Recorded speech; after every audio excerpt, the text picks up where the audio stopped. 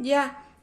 Hola, mi nombre es Karen Lionel y soy de segundo B y les presentaré de lo del perro.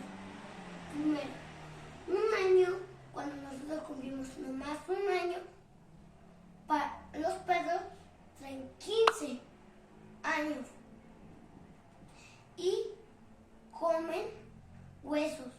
Se empieza a comer huesos, carne y croquetas. Y también hay 343 razas. Y tiene 2 ojos, tiene hocico, tiene nariz, tiene boca, tiene muchísimo pelo y 4 patas, cola. Y hay perros grandes, chiquitos y medianos, incluso ciegos o sin patas, nomás con una o 2.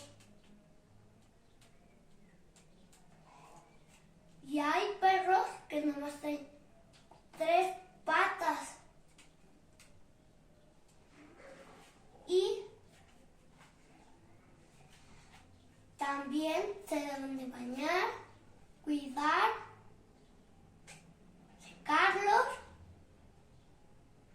y alimentarlos para que estén saludables y que vivan.